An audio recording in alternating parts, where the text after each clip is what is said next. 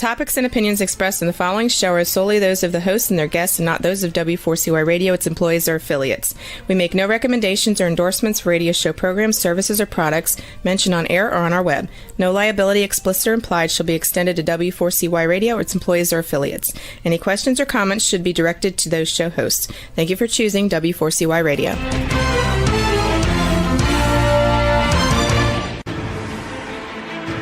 What's working on purpose anyway? Each week, we ponder the answer to this question.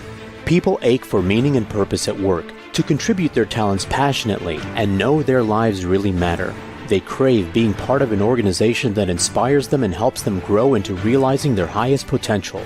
Business can be such a force for good in the world, elevating humanity. In our program, we provide guidance and inspiration to help usher in this world we all want, working on purpose. Now, here's your host, Dr. Alise Cortez.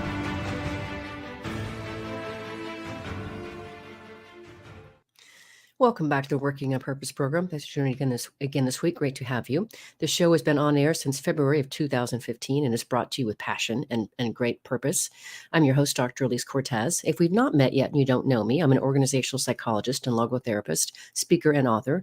My team and I at Gusto Now help companies to enliven and fortify their operations by articulating their purpose and building inspirational leaders and cultures activated by meaning and purpose to turn those companies from a flatline EKG to a vibrant destination workplace.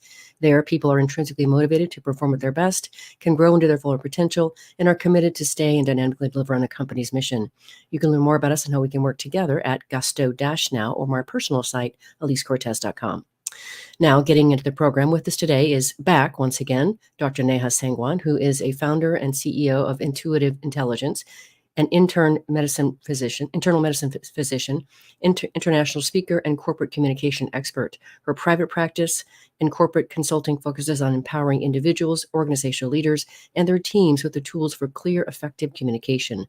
She addresses the root causes of stress, miscommunication, and interpersonal conflict, often healing chronic conditions such as headaches, insomnia, anxiety, depression, and burnout.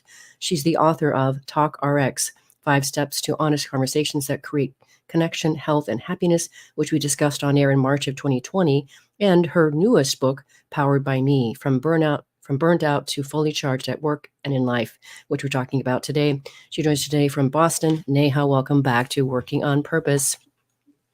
So fantastic to be with you, Alise. So good to be back. Yeah, thank you, my friend. And as I said to you before we got on air, I just really appreciate this beautiful thing you've birthed into the world. Your second child, as we know, and it is right. And by the way, just because we've talked about this is actually a whole lot harder than bringing a child into the world. Just so you know. And what I love about it, well, I have to say my Indian parents and grandparents would have liked an actual baby, but what they're getting out of me is going to be a couple book babies. And, I think we all leave different legacies in the world. And my hope is that I can find a few challenges that are across the world and do my small part to shed light on where I have struggled to may that pain and struggle serve as someone else's survival guide. And you have, my friend, you have. And your story is just amazing. I mean, I know it because we've been friends now since I picked you up in the pandemic. That's the story, and I'm sticking with it. But you are, that's the classic, as you say, overachieving Indian young woman. You started off being a mechanical engineer, and then you went off to medical school and became an internal medicine physician.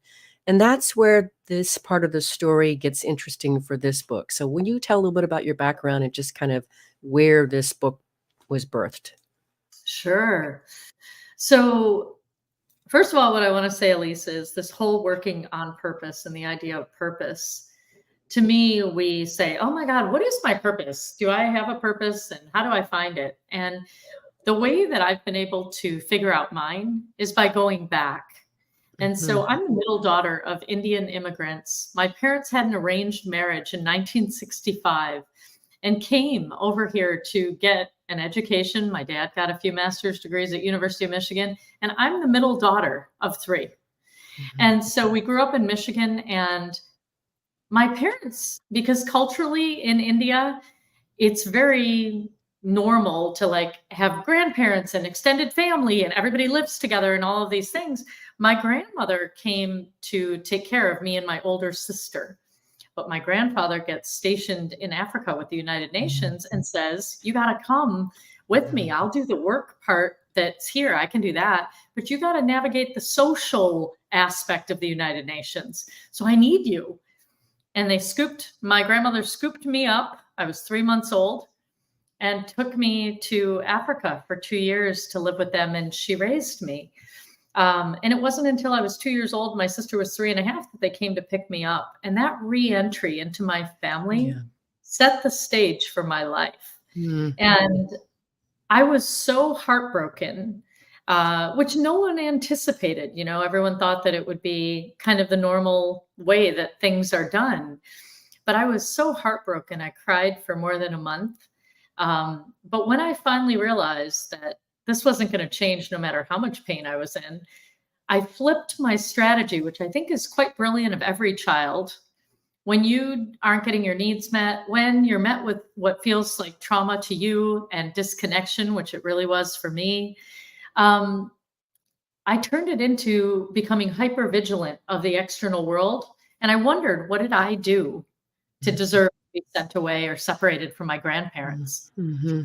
And when I blame myself, right, this is Gabor Mate's attachment versus authenticity.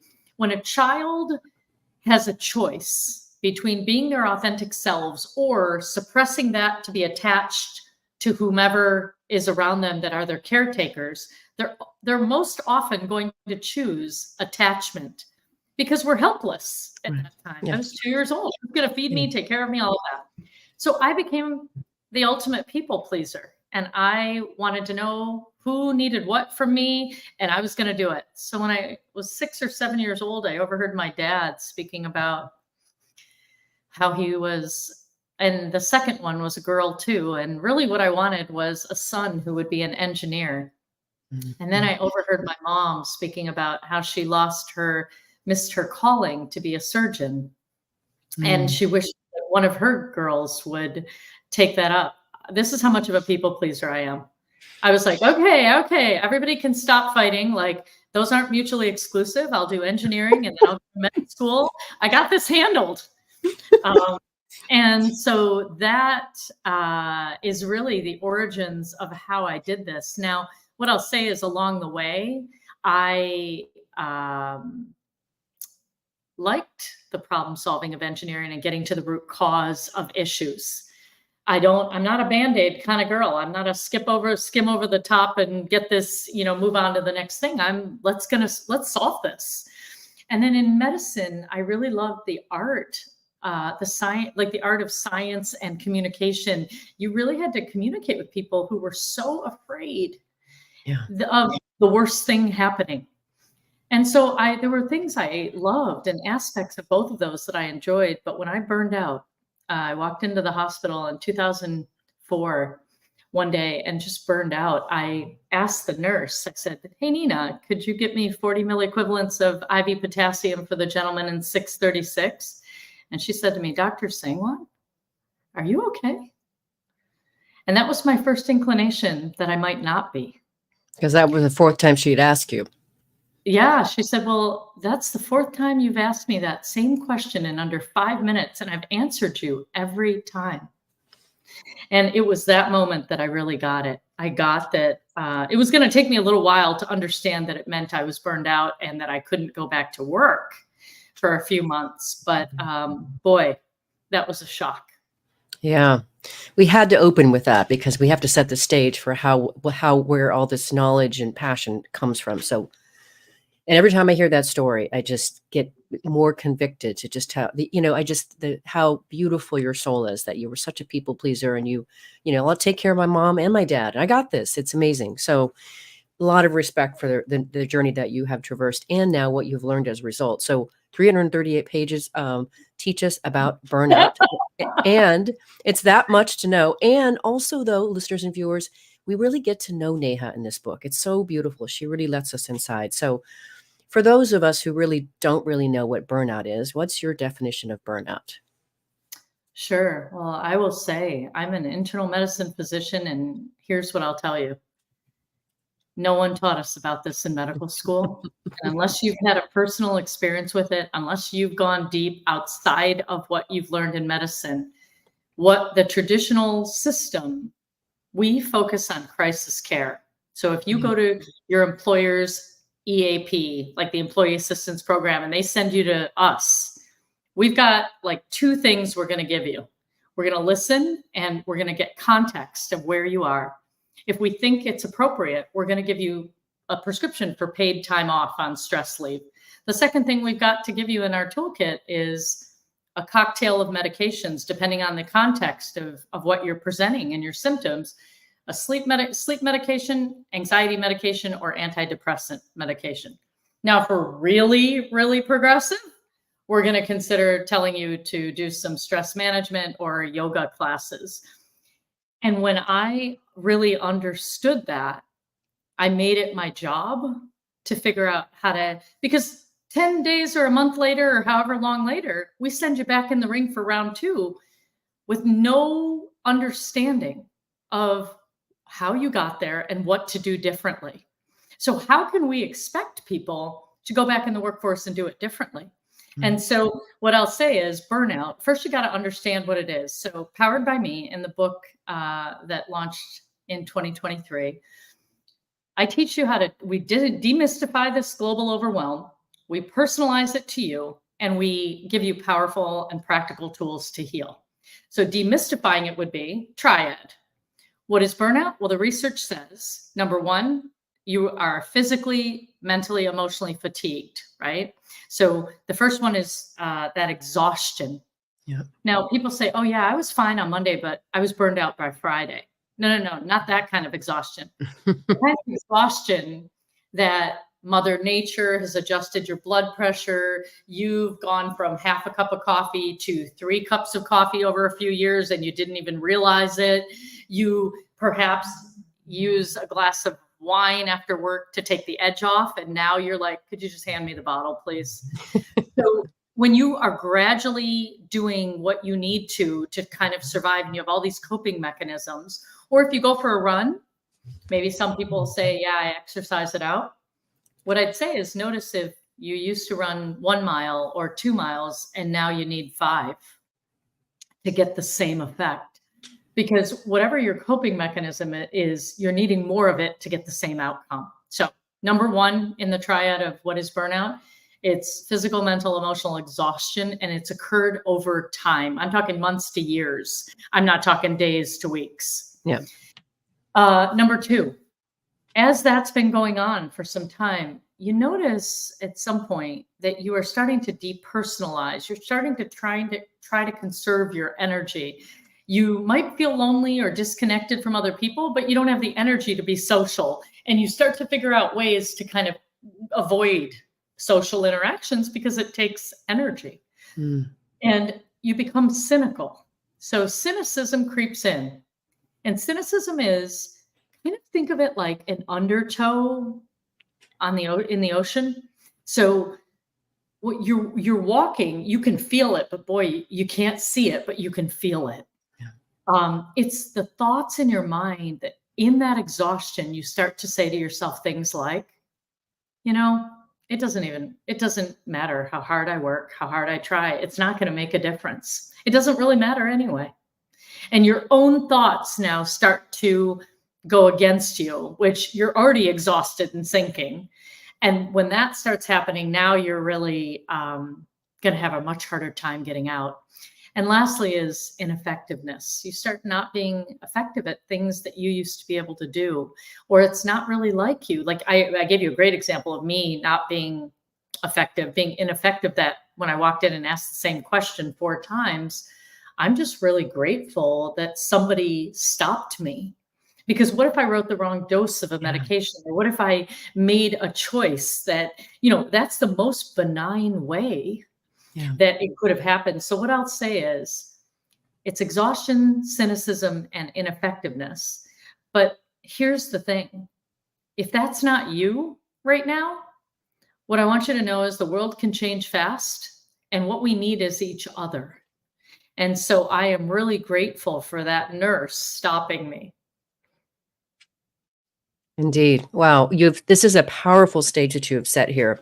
So what I want to do, Neha, is we'll grab our first break. And so what we'll do then is after the break, I want to get into your 5 energies, your system, if you will, your navigation system. So let's let our listeners and viewers think about what you've said here and maybe consider what symptoms they may be experiencing themselves around burnout. And then we'll catch them on the backside here. I'm your host, Dr. Alise. And what if we also, when we come back, we'll give them their own burnout assessment to do. So Perfect. They can figure it out for themselves. Oh, awesome. Awesome. Okay, great. I am Dr. Alise Cortez, your host. We've been on the air with Dr. Neha Sangwan. She's the author of Powered by Me, From Burned Out to Fully Charged at Work and in Life. We've been talking a bit about where her interest and her need to give you this came from. After the break, we're going to get into her system and some of her tools to help you along your way. Stay with us. We'll be right back.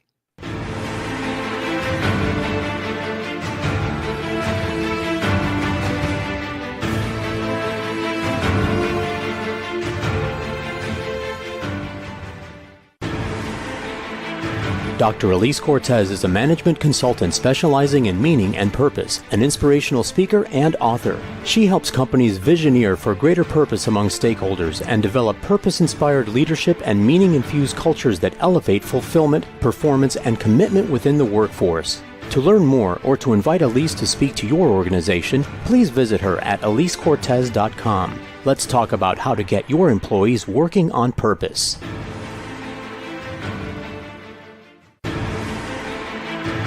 This is Working on Purpose with Dr. Alise Cortez. To reach our program today or to open a conversation with Alise, send an email to Alise, A-L-I-S-E, at alisecortez.com. Now, back to Working on Purpose.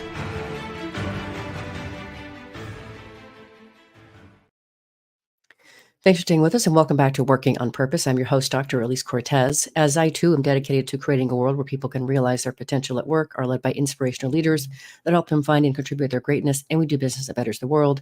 I continue to research and write my own books. So my last one came out in March of 2023. It's called The Great Revitalization: How Activating Meaning and Purpose Can Radically Enliven Your Business. And I wrote it to help leaders understand the lay of today's workforce land. What do they want? What do they need? And then I offer 22 best practices to help you create a culture to give them that. You can find my books at alisecortez.com or Amazon. If you are just joining us, my guest is Dr. Neha Sangwan, who is the founder and CEO of Intuitive Intelligence.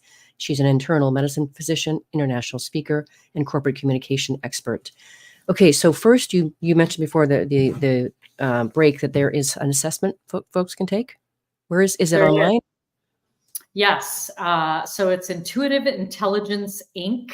inc.com/burnout like a hyphen RX. So okay. Burnout RX, and it's intuitiveintelligenceinc.com. Awesome.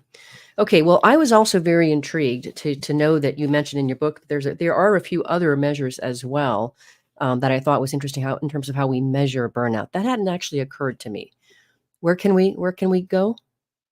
Say that again. A few other measures. You mentioned a few ways to measure burnout, like the Maslow burnout inventory, for example, and you mentioned a couple others. I think it would be just great to be able to share those as well. Sure. So Christina Maslach and Michael Leiter are kind of the foundational researchers, 40, 50 years of research on burnout. They've been talking about this for a long time. And a lot of other researchers have been studying this. But where my frustration has come in is we keep studying and watching the numbers go up and up. And I'm done researching that this has been a trajectory moving up. I want to know, how are we going to solve this? There's also the Stanford. So the Maslach inventory is good. It tells you that whether you're burned out or not, but doesn't really give you the source. Like if you are, it's like, where did it come from? Right. Okay. Stanford, there's a Stanford wellness survey too. And I can't believe I'm blanking on the name right now. But there's a mini Z. So there's a mini Z survey that you can take individually. And there's one for physicians and there's one for if you're not a physician. So you want to check those out. And I have those in the book. listed where you can find those. Yes, you do. It's awesome. And I thought that. Go ahead. Well, I just want to say, if there's anybody who's listening, right, there's the phases. I told you that burnout takes a little while to happen. Yeah, I wanted to cover those. A few phases that so let me just run through them. There's 3 of them. The first one is the alarm phase, and it's kind of like you jumped on a treadmill that's going a little too fast. That kind of an experience where you're off balance, like it's a lot, and then you get your bearings. And in that space, you might have GI difficulties, you might feel headaches, insomnia, irritability, anxiousness. You might snap at people. You might be defensive. You might start forgetting things. You might be coming in late or things taking you a while. Those are kind of the experiences there. Now, what I want to make sure I say is, you have any of those symptoms that I mentioned about GI and your heart racing and your headaches and all that, first get a clear bill of health from your doctor before you start thinking, oh, I might be in the alarm phase of burnout. That's, if you get a clean bill of health from your doctor and they say you're fine, but you don't feel fine, the second place you're thinking is, oh, might I be in the early stages of burnout? Right? So you always make sure that first your physical health is checked out, because these signals can be something else. And so you want to do that. So if you stay on that treadmill going too fast, most people just stay on it and keep turning it up by 0.1, the speed, 0.1, the elevation. They just keep turning it up in their lives. You do that long enough, you're in the second phase, which is chronic adaptation, where now you're needing more of your coping mechanisms that we spoke about earlier.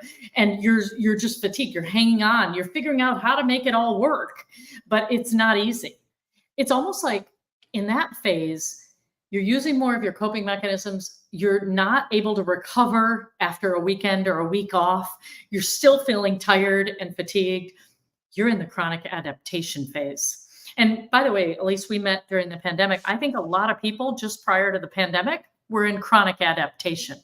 And what happened was one more thing happened and they slid into the third phase, which is the exhaustion phase, and slid down the slippery slope of burnout to ineffectiveness.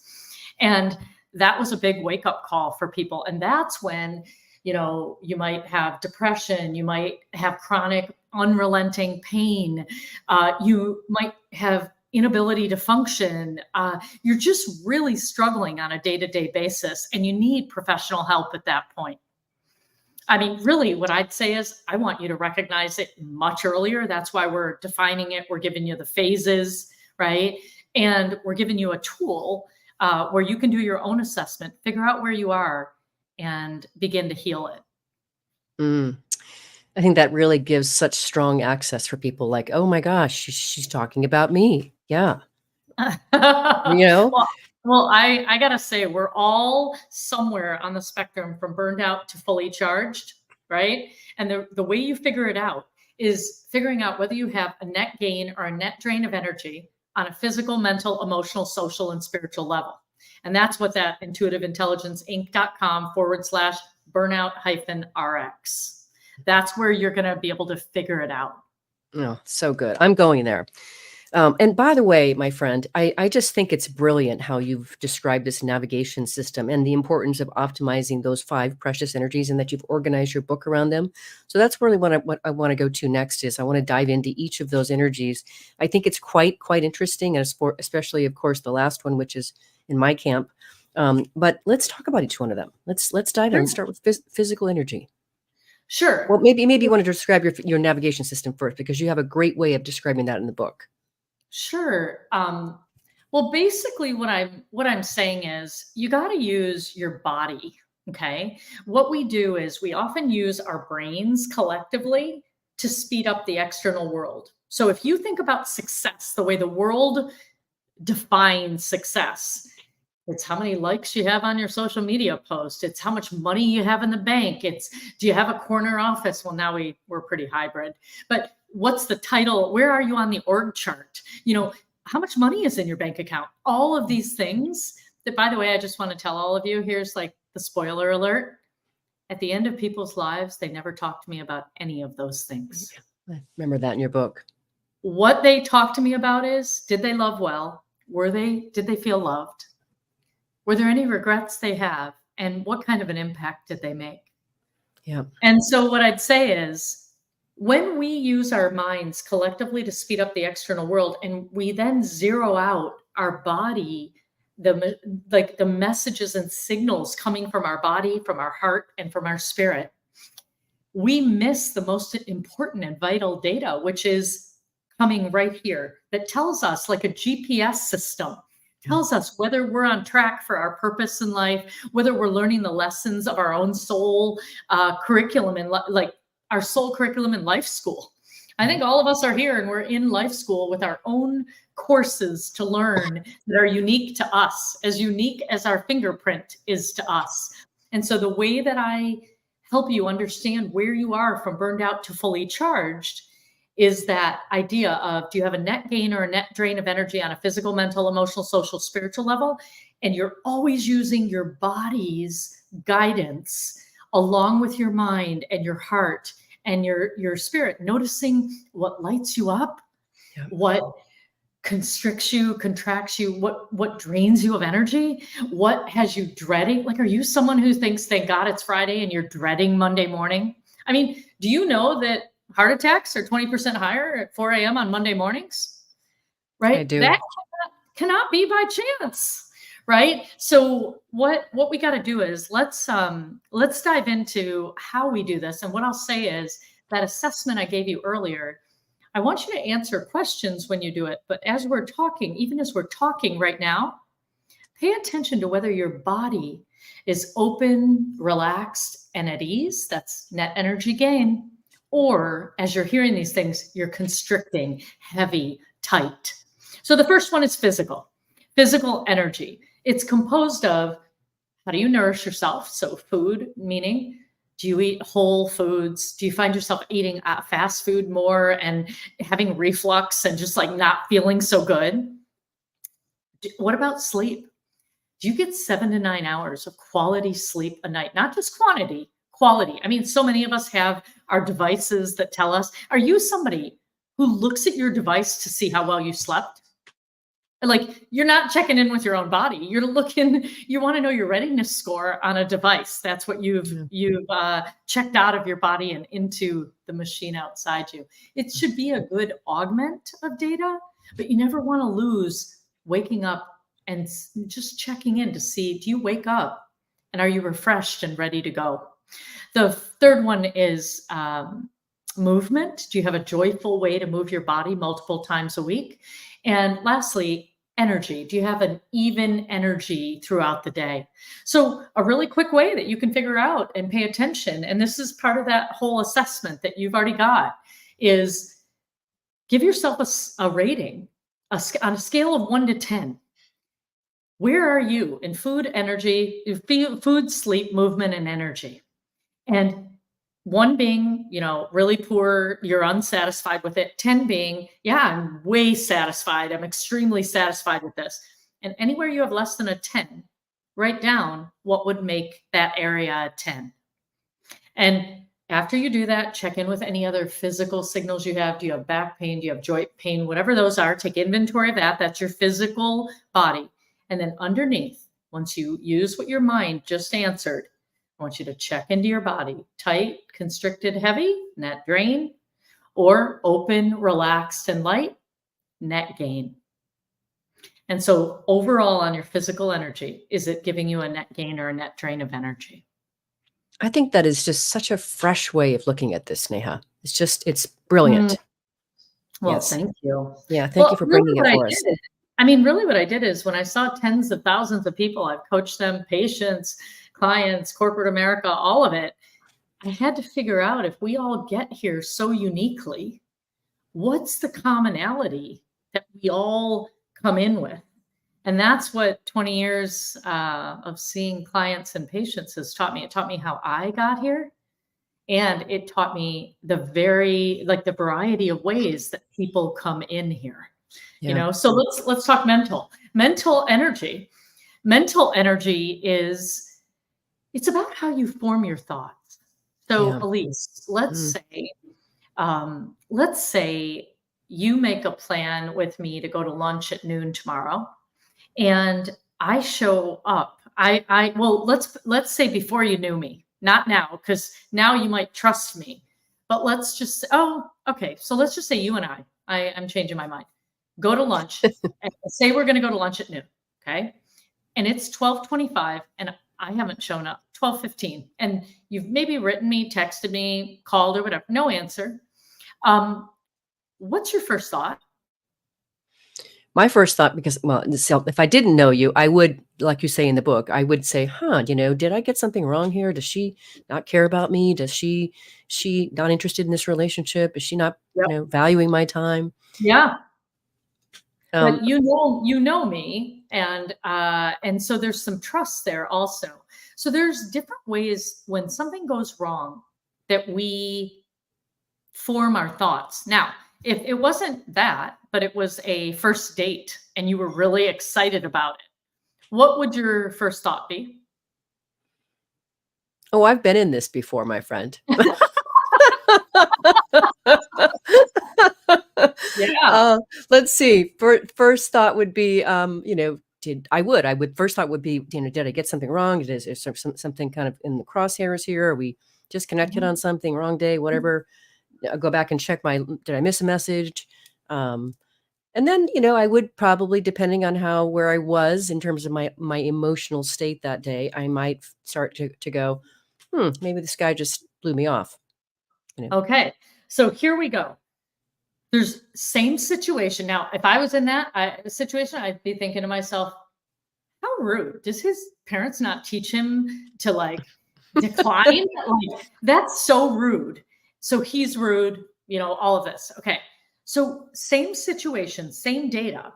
We can put data together in multiple ways. You can personalize it. Is something wrong with me? Not interested in me? You can project it. You're rude. Something's wrong with the other person. Or right. You can go bigger, which you did as well, which is, wow, I wonder if the logistics are right. I hope that this person didn't get stuck in traffic. I hope their plane was okay. I hope the weather's okay. Well, who knows? Okay. So that's generalization. Now, can you imagine people who are running around with the thoughts in their head being, what did I do wrong? Kind of like the little version of me that was like, what did I do wrong to get sent away from my parents and my grandparents? So personalization is my default. I want to know what I did wrong. That is a really draining way in the mental energy. So what I do in this is I ask you, you have 70,000 thoughts per day, approximately, and 90 to 95% of them are the same as yesterday. So unless you are someone who seeks new information, grows, has a crisis, something unexpected happening, the beauty of that is it kicks you out of that routine. No doubt. So you want to pay attention to where where are you kind of having these thoughts that might be in the background. They're in the shower, they're when you're commuting, they're whenever, but really what they are is they're draining you of energy, and it's like your thoughts on repeat. So mental energy. So we explore that in the mental energy section. So emotional. Should we move there? Well, not yet, because we got to grab our last break. Hang on. Sure. We're going to finish strong. I'm Alise Cortez, your host. We've been on the air with Dr. Neha Sangwan. She is the author of Powered by Me, From Burned Out to Fully Charged at Work and in Life. We've been talking about 2 of the energies that she addresses in her book. We're going to cover the other 3 after the break. We'll be right back.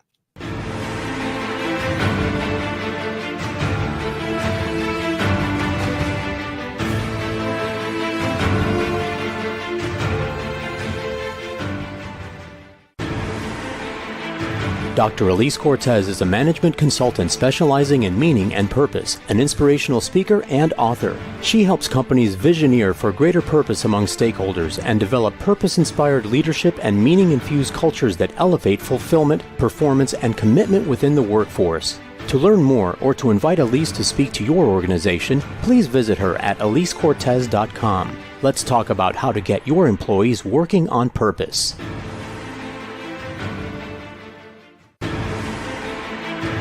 This is Working on Purpose with Dr. Alise Cortez. To reach our program today or to open a conversation with Alise, send an email to Alise, A-L-I-S-E, at alisecortez.com.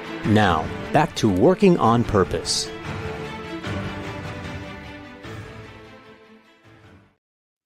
Thanks for staying with us and welcome back to Working on Purpose. I'm your host, Dr. Alise Cortez. As I mentioned in the first break about my latest book that came out, The Great Revitalization, what I did for you is I created a 3-page assessment for you to be able to download from my website to find out the extent to which your organization is actually set up for today's workforce. You can find it at gusto-now.com. If you are just joining us today, my guest is Dr. Neha Sangwan, who is founder and CEO of Intuitive Intelligence. She's an internal medicine physician, international speaker, and corporate communication expert. Okay, so we talked about physical energy so far and mental energy so far. So next up is emotional energy. Yeah, this one's pretty important. It's one of the things that we have as a society, and especially at work, we have made taboo. We say keep work at work and home at home. And we haven't been taught, and we have not taught our children how to handle disappointment, devastation, just not getting what they want. And what it results in is people deflecting blame onto other people. It has resulted in, I believe, a lot of the divide we face in our world today is people not understanding how to handle the discomfort. So emotional energy is about how good are you at handling tears, anger, and anxiety, trauma, grief, and loss? What about apologies and forgiveness? How good are you at this? And most importantly, do you regularly infuse joy and play into your day? And so the questions here are about, I can get a really quick pulse check on your emotional energy by just asking one question. Tell me where in your life you are avoiding conflict or challenging emotions. In your relationships, personal, professional. What about your social life? What about, finances? What about, any other area of your life, right? It's like, where are you avoiding conversations, challenging emotions, all of that? Because that'll tell me exactly where you're having a net drain of energy.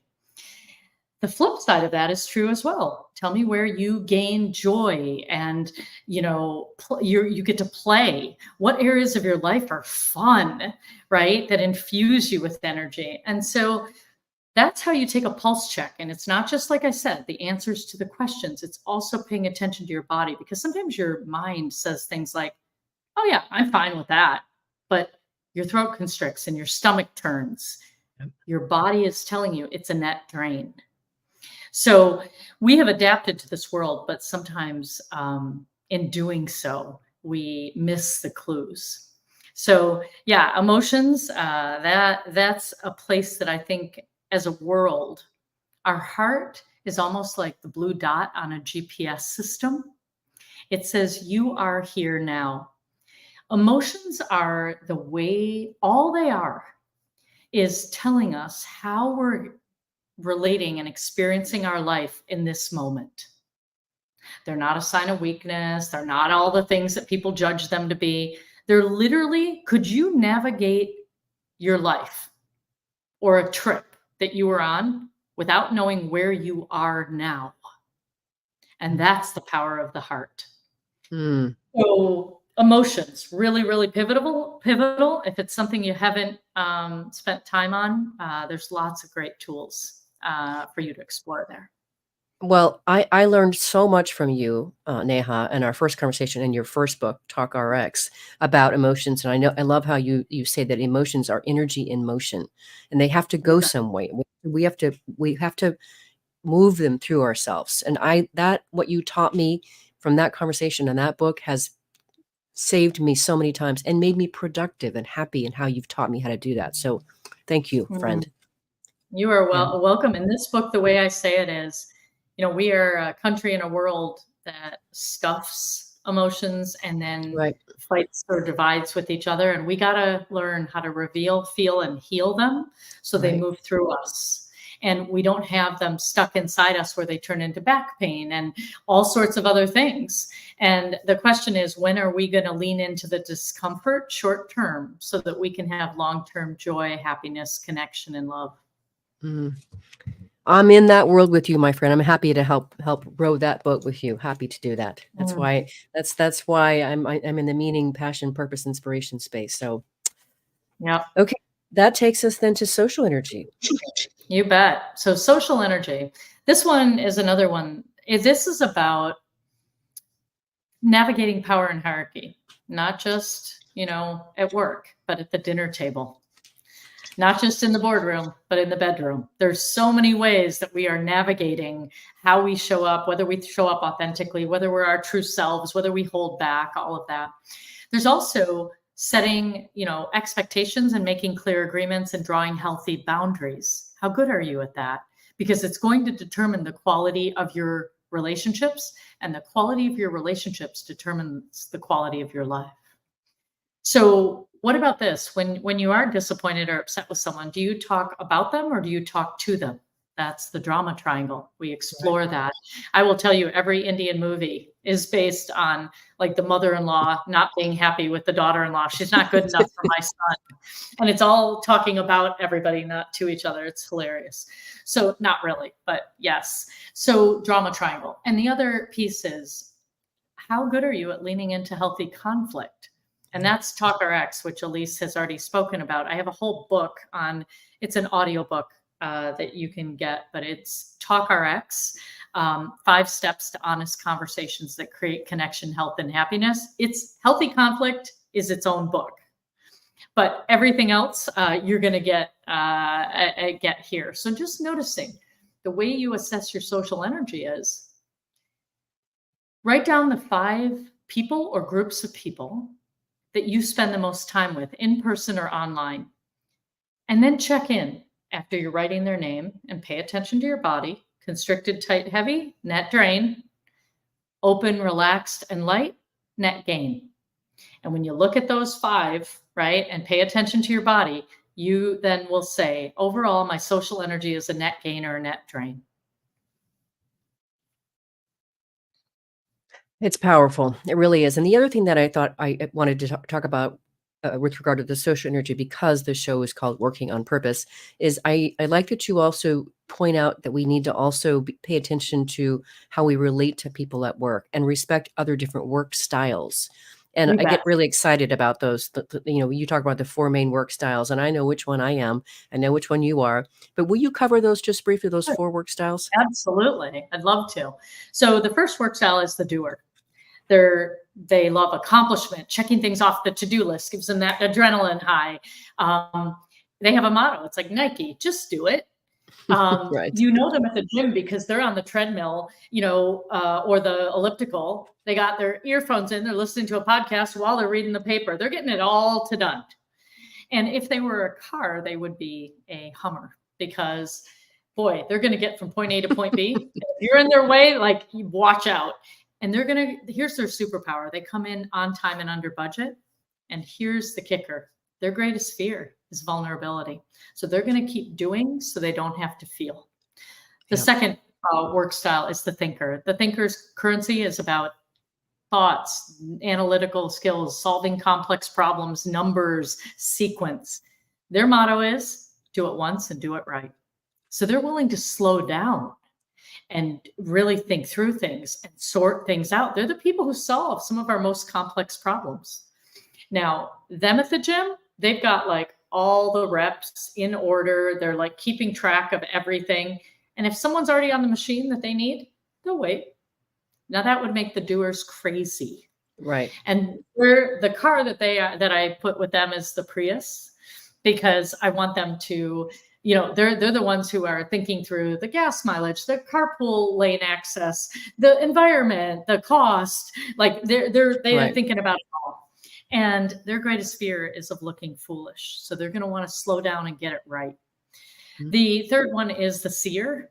And the seer is the visionary, is the ideas, possibility, and just brainstorming, enjoying that, being what's cutting edge and new and novelty. Now they're a little bit flashy. They've got something, they always have something cool, a cool color, a cool pair of socks, a great watch, something like that. They're the fun people at the party.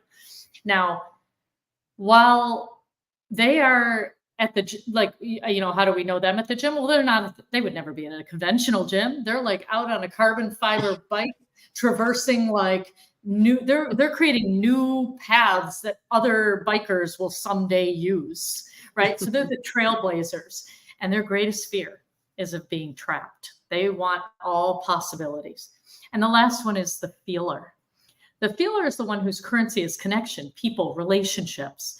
And they are, their motto is like, hey, listen, if you want to go fast, go alone.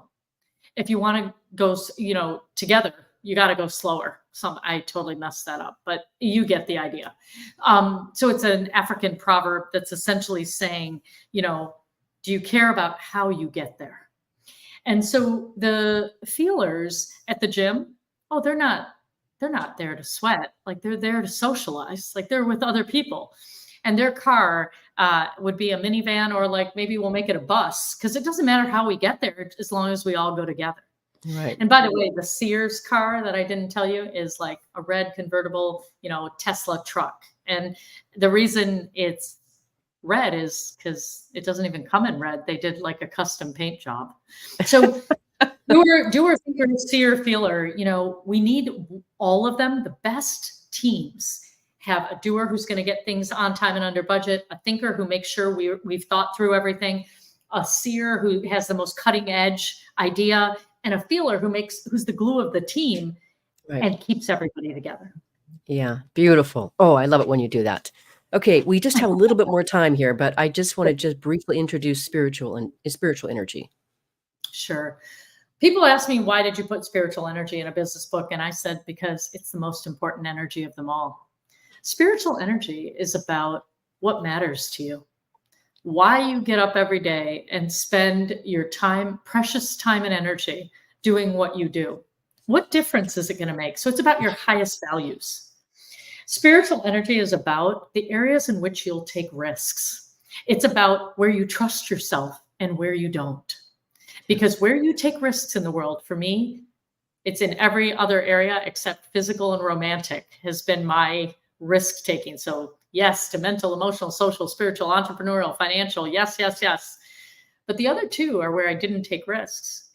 And that's how you can tell where I trust myself and where I don't. Now, I'm happy to say that I've been taking some risks in the romantic area for a few years. But prior to that, I didn't. So just ask yourself that question. Also pay attention to where you feel appreciated and valued, both at work and at home. And most importantly, whether you're feeling really connected to your purpose and the why of why and where you are, why it matters, and it's going to matter long after you're here. So spiritual energy, it fuels all of it. I asked several questions in that burnout assessment that can help people get clear on that. And so I really hope that you'll take it. I will. Let's see one more time what the URL is, please. Intuitive Intelligence Inc., INC at the end there, .com/burnout-RX, burnout-RX, like burnout prescription. I got it. Okay, beautiful. Okay, well, we've managed to get all the way through the end of the show. You know that this show is listened to by people around the world. They care about creating and being part of workplaces that lift them and inspire them to their greatness. We do business that betters the world. We have these inspirational leaders that help us along the way. What would you like to leave them with today? I'd like to leave you with, if you're one of those people that has learned to master the external world, it's time to tune into your internal world, because your body is talking. The question is, are you listening? And so that constriction and that it's time to learn the unique language, your physiology, your heart racing, your stomach turning, your throat constricting is not something to push through. It's time to partner with your body, not push through it. And I'd say that learning that is the game change for the future of success, agility, innovation, and being able to function in a world that's moving faster than many of our biologies can handle. Beautiful way to finish, Neha. So wonderful to have you back on again. Thank you for coming on Working on Purpose and sharing your heart, your soul, and your beautiful intellect and emotions. Thank you, Alise. Such an honor to be with you. Anytime.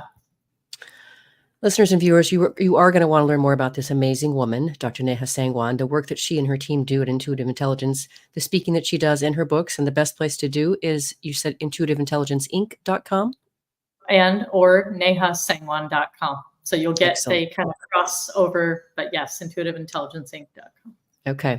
Last week, if you missed the live show, you can always catch it via recorded podcast. We were on air with Dr. Raj Sisodia talking about his latest of 16 books called Awaken, The Path to Purpose, Inner Peace, and Healing, which is the only one of his works that is incredibly personal, tells his real story, and lets us into his journey to purpose, inner peace, and healing, and invites us to come along with him along the journey. It was an incredibly tender and elevating conversation about his life and his work. Next week, we'll be on the air with Dr. Andre Martin talking about his new book, Wrong Fit, Right Fit, Why How We Work Matters More Than Ever. See you there. Remember, work is one of the greatest adventures and means of realizing our potential and making the impact we crave. So let's work on purpose. We hope you've enjoyed this week's program. Be sure to tune into Working on Purpose, featuring your host, Dr. Alise Cortez, each week on W4CY. Together, we'll create a world where business operates conscientiously, leadership inspires impassioned performance, and employees are fulfilled in work that provides the meaning and purpose they crave. See you there. Let's work on purpose.